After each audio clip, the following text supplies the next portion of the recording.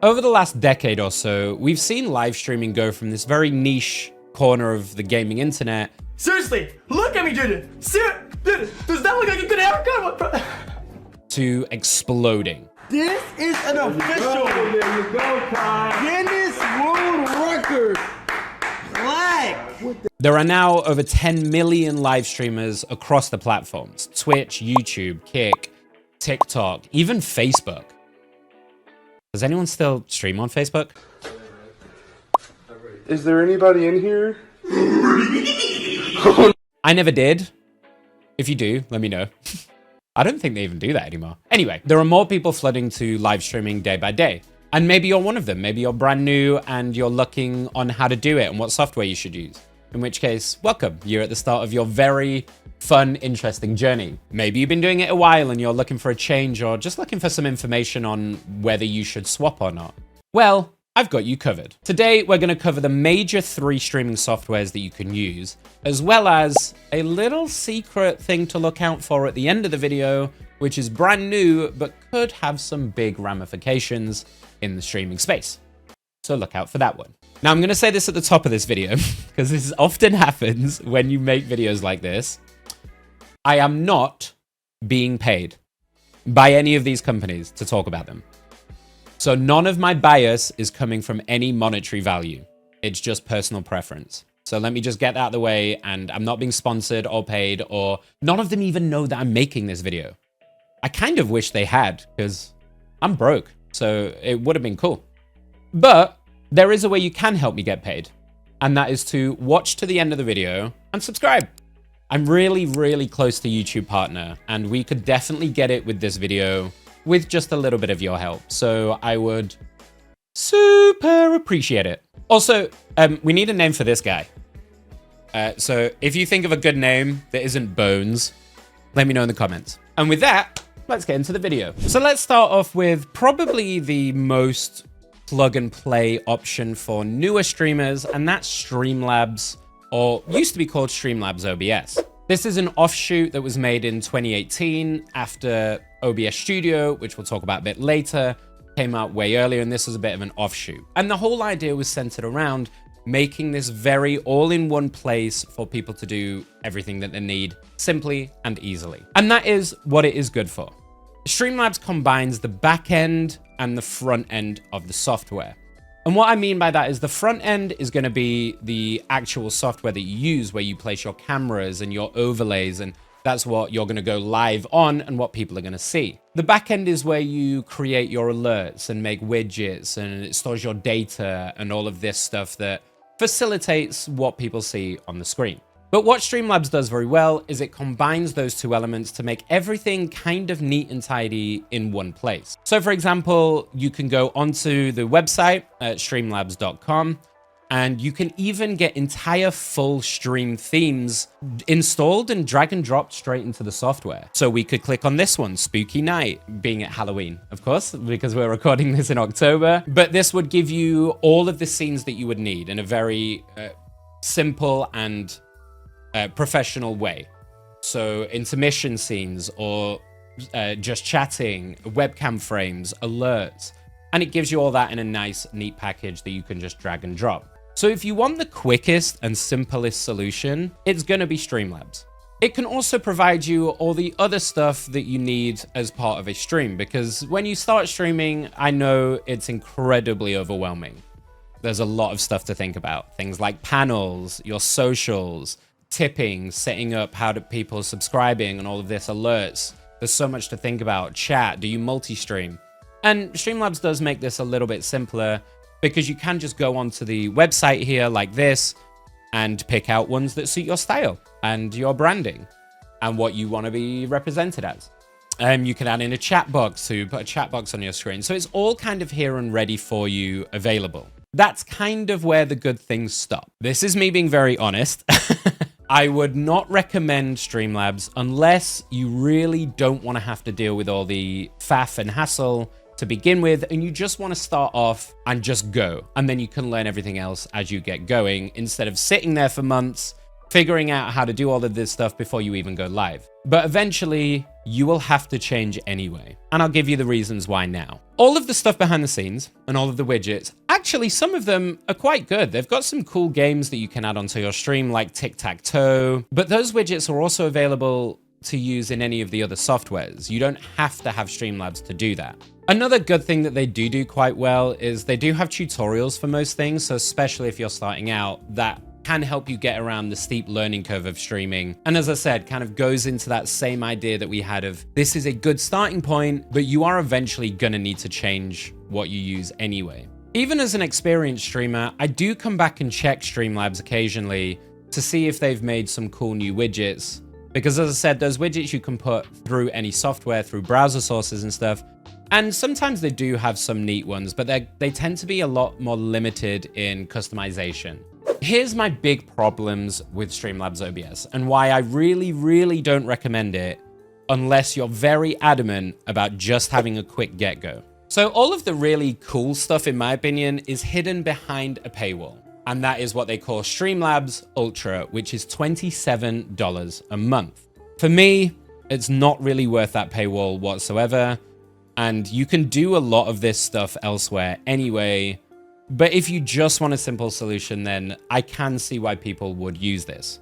The other big issue that I have with Streamlabs is its usage. It is quite heavy on your PC.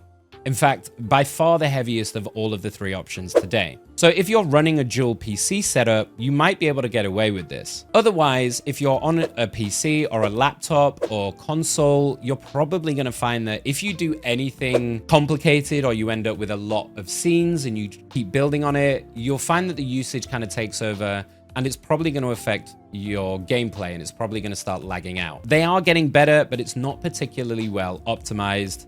And my experience of it is it's far heavier usage than any of the other ones.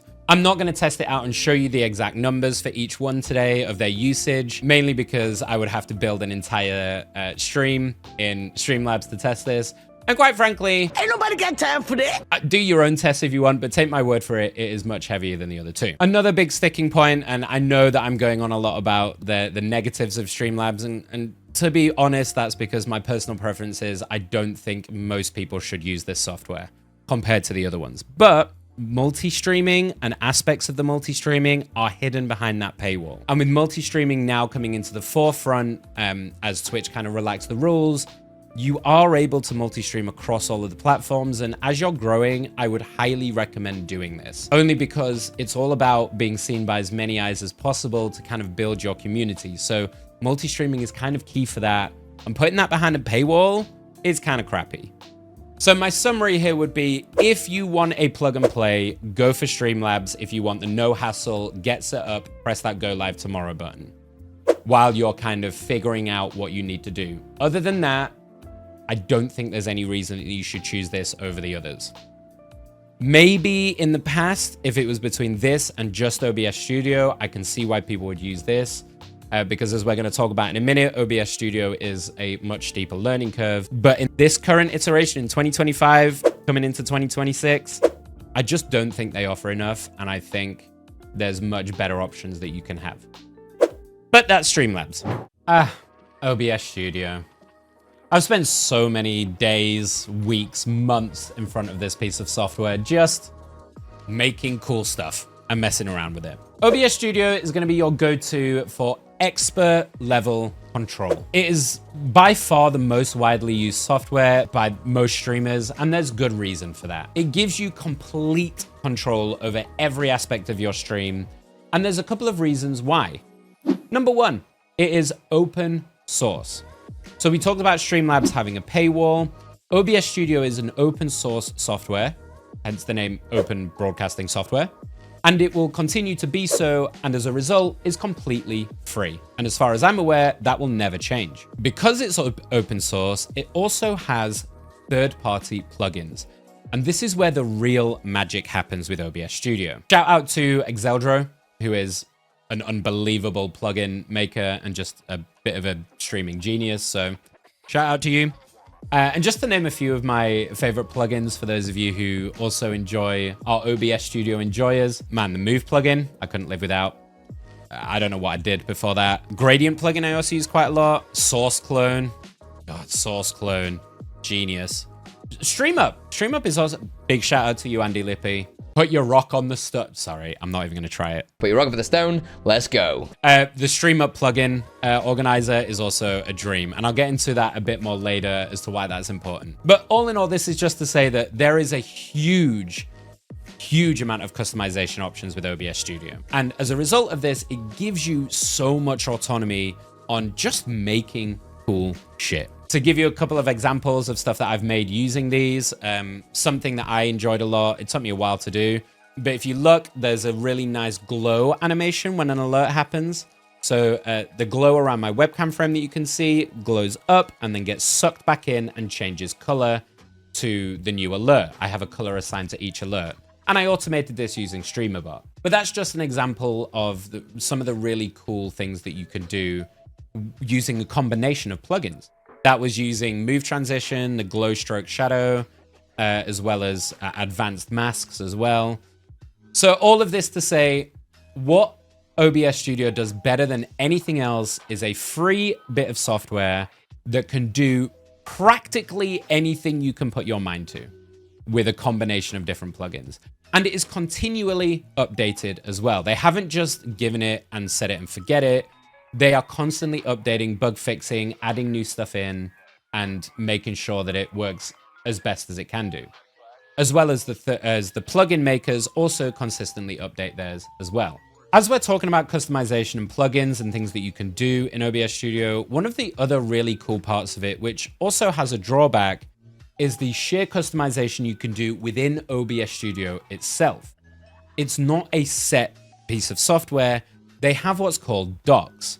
So your chat window, your activity feed, even your preview windows, all of it can be moved around as you need and as you want. It's fully customizable to your user experience. And that is something that none of the other softwares really have in the same way.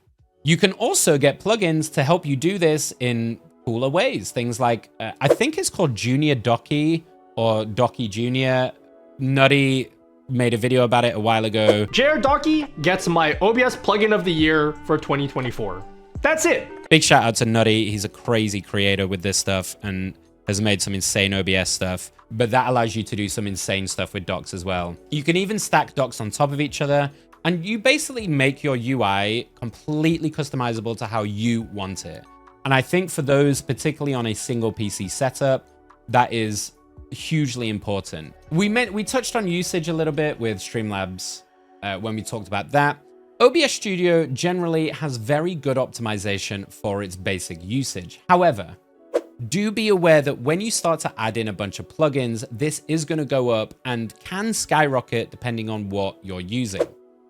To give you an example, towards the end of me using OBS Studio, it was using 45% of my PC's resources alone. And when I streamed at that point, I was running 11 different programs to do all of the cool stuff that I added in. I had to then move to a dual PC setup to make sure that I could still do everything I wanted to do and play the games at the same time because it was using so much. So just something to be aware of. You can get that usage up there, but in general, it's pretty streamlined and pretty good. The other good selling point for OBS Studio is that it is stable, it is set, and there's a reason that most people use it. It is a staple of the streaming industry. It will always be a good option for anybody to use. However, there are definitely some drawbacks, so let's talk about them. First and foremost is absolutely the learning curve. If you have the time that you want to spend to really get into the nitty-gritty and really get into the back end like I did, as I said, I've spent so much time with this piece of software. You can go down crazy rabbit holes of different plugins, research, how to do different cool stuff, and you can get lost in trying to add stuff into OBS Studio. If you're looking for some more simplicity and be able to plug in and play, yes, you can do that to a certain extent with OBS, but you're definitely missing a big part of what makes it a fantastic piece of software. So absolutely try it out. And you can just go in and keep it super basic and add in your camera and your gameplay, and job's a good one. There you go. You can even use things like Stream Elements to do a lot of that back-end legwork for you and just drop in the sources as you need. But if you really want to get the value from it, you are going to have to spend some time to learn the nuances of the software to really get the most out of it. And let's talk about the plugin economy. One of the annoying parts of OBS Studio is that obviously the plugins are going to need updating pretty consistently, and it can be a faff to do. Now, we talked about the StreamUp plugin installer from Andy Lippy earlier. That is a solution that I found a lot easier because then you can manage all of your plugins in one place. So there are solutions to this problem, but be aware that the constant checking and updating can be annoying. I also found that sometimes it would have some problems like resetting my audio sources after updating.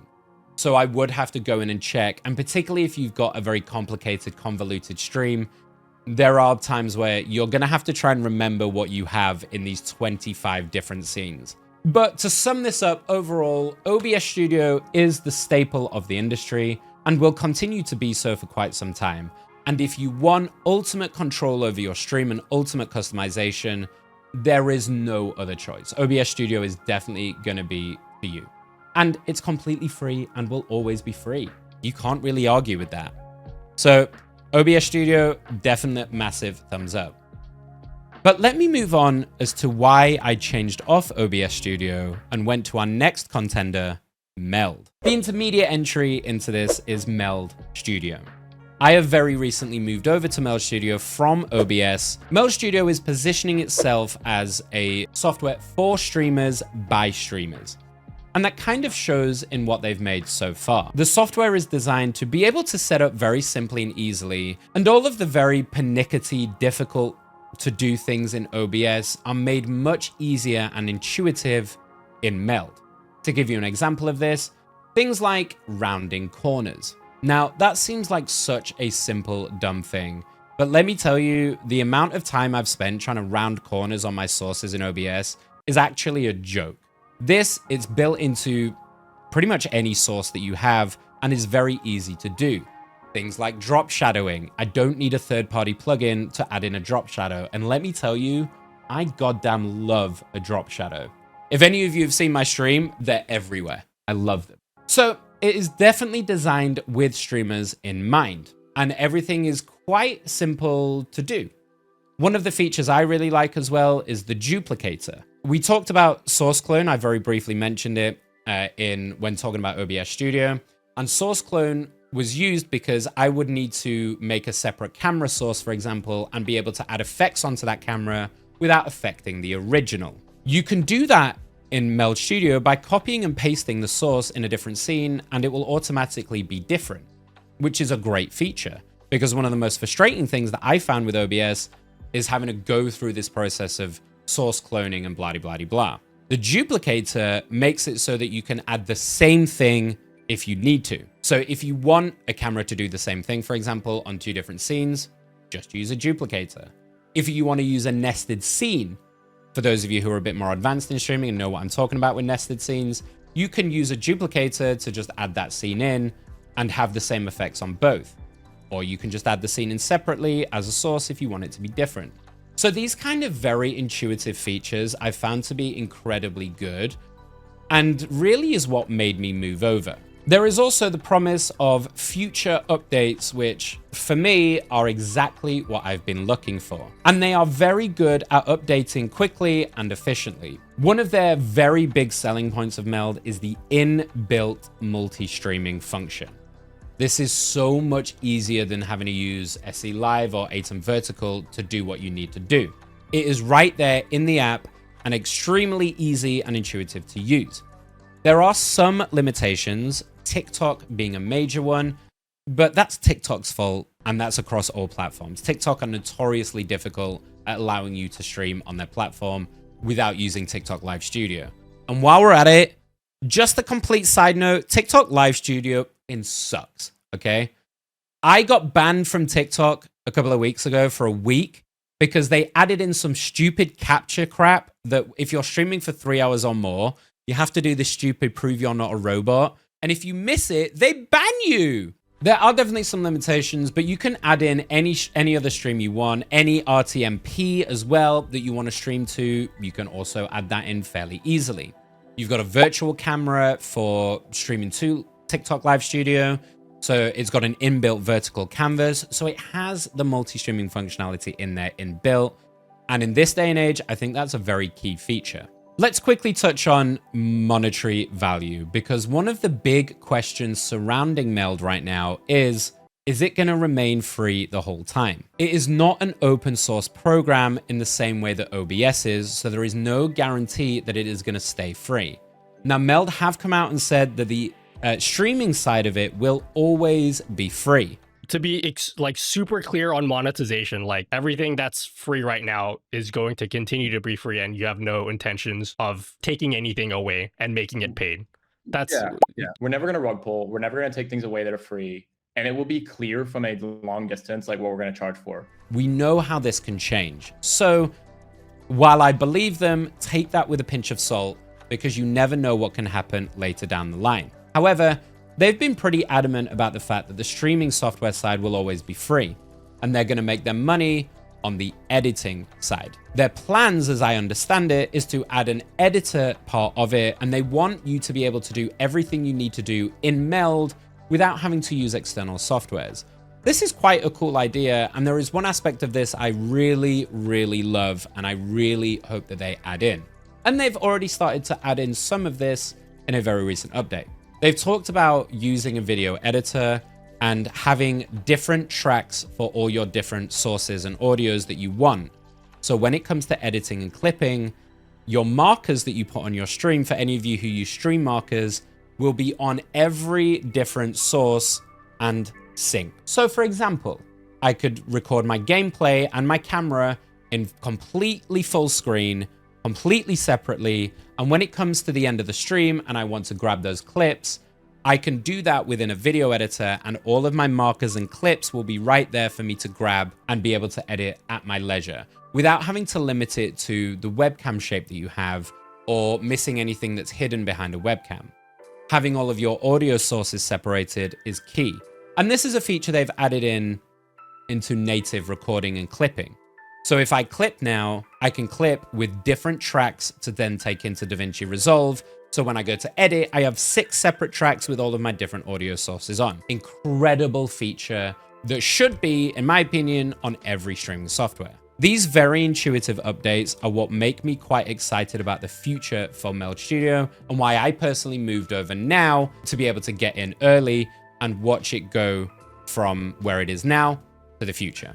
And one of the other cool things as well, which helped me a lot, because as I mentioned, I have 50 different scenes, there is a one-click transfer from OBS straight into Meld, where it takes everything with it.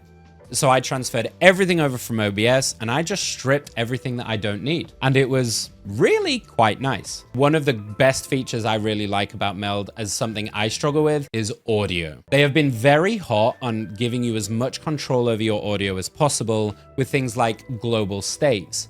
Being able to mute any sources very simply and easily, having your mic across all scenes, or being able to mute it on a specific scene if you want without affecting the others. And as we talked about, audio also in clipping and recording. So their audio side of things is incredibly good.